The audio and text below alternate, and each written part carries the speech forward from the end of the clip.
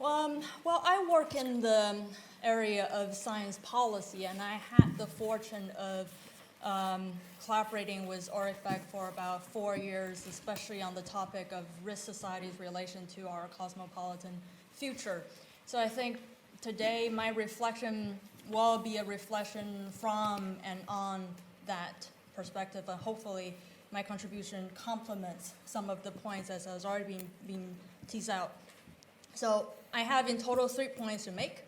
And first, I want to talk a little bit about the enabling effect of risk, and in particular, the enfranchising effect of risk and its relation to multiple modernity. So risk as a social condition, as Beck theorized, that is, it is manufactured through institutionalized human action. Well, this is very unsettling and quite liberating, especially for those previously disadvantaged or marginalized group, because this idea of risk actually can simultaneously provide both the incentive and the legitimacy and thus confidence, especially in the early phase, for those previously marginalized group to be less constrained by often a Western-dominated model of structures as well as orthodoxies and develop their own political voice. Well, one simple example to give here is that I'm sure a number of us here have observed firsthand how the discussion about the demise of absolute scientific uncertainty and the criticism towards the linear view of social progress have opened up a plurality of imagined world to the global south, and thus open up the options for them to pick up their own development path. And this has enabled them to sometime, I don't want to paint a too rosy a picture here, so it's sometimes, not always, for global south to challenge and extend a Western dominant view of what modernization means. For example, the Chinese scientific as well as bioethic communities I follow, they've repeatedly challenged a Western dominant discourse of what counts as good science and what counts as responsible research. And they have established their voice in global science, to various levels of success by not just following international norms, but also by shaping them.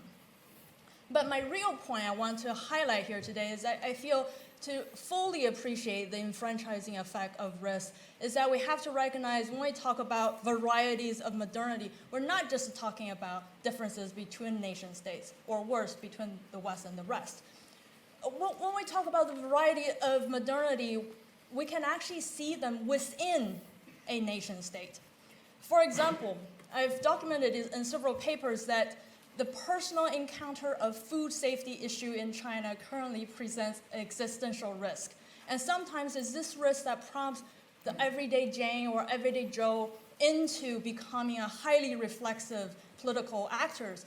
And what I call the good food movement in China, which is currently ongoing, has effectively evolved into a mass citizenship education program that is actually instruct both the consumer and the producer of what's within their civil rights and how to protect and exercise them. And what is really interesting about this movement is that it actually has a particular aim of challenging the monopoly the Chinese government have over defining and implementing what a modern agriculture should look like. And also, I just want to emphasize, for those of you who do not know much about Chinese politics, this is a big deal because we're talking about effectively one-party state where political dissent is really not part of the social tradition. So what I found interesting is that, back 30 years ago has said, risk is a self-inflicted side effect of modernity. I feel, at least in some of the less developed areas, the reverse is also true. That is, becoming modern is a side effect of combating everyday risk. But of course, all of this risk enfranchising effect is hugely aided by things such as a mass cost reduction of technology, easy access to information, and the descaling of science, as we've observed with the DIY bio movement, as well as the global extension or expansion of hackerspace. And all of this, I think, have brought a qualitative difference to the world at risk we experience today compared to what it was like when Ulrich wrote his point. That is, speaking to the theme of this panel, I think the political challenge of uncertainty today is not so much the incertitude per se, but the multitude of possibility it provokes. For example, last year we've seen the CRISPR baby scandal. That is, a Chinese scientist has illegally proceeded with the reproductive human germline editing, which resulted in the birth of 2 twin girls. Okay, in the aftermath of that, what I found more disturbing is not so much that a Russian biologist told the journal Nature that he wants to make more of these gene-edited babies, and he would definitely pursue this once he gets the approval. What I found more disturbing is when I read in the news that 2 US DIY designers have started a company focusing on producing designer babies as well as human germline editing, and it's all funded by Bitcoin. Of course, there's some doubts about how fast they can actually really realize this, but I think this really mirrors a worry that I observed in Hong Kong last November at the International Summit of Human Genome Editing, when the Chinese scientist J.K. He presented his case for the first time to the world. That is, the worry was, to some extent, it doesn't really matter what policy path the Chinese, the UK, or US government eventually decided to take, because it still cannot fully address the worry that someone, somewhere, with the right resource, will do that again.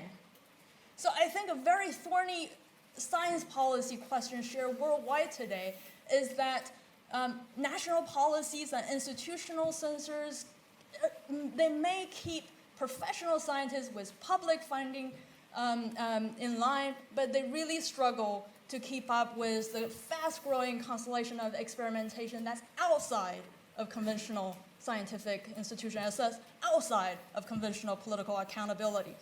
And once someone has taken that step, as the Chinese scientist J.K. He has done, we're flipping the page. We're no longer dealing with just risk. We're dealing with risk and the fact, and it is consequence.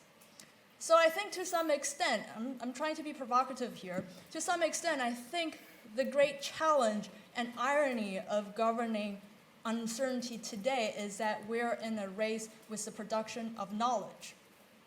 And thus comes my third and final point, that is a reflection on then how useful the risk society thesis remain to be in contemporary world. Well, I think on the one hand, the world we live in today is still full of risk and danger. The future is still uncertain, and perhaps more so than what it was back in the 1980s. And I think for the past 4 decades, the risk society thesis has been a very powerful tool to unpack some of the logic of our social changes, and has been instrumental in inspiring different social actors into shaping that change.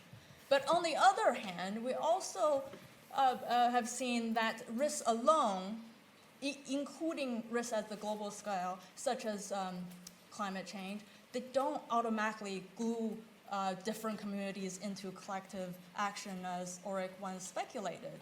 So I think one of the downside of using the risk society thesis in understanding our fragmented modern world is that there's almost an irresistible tendency to be overly fixated on our yearning for certainty.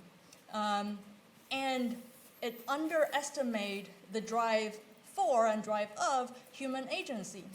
Because I think as modern beings, what we want is not so much certainty itself or even the elimination of risk.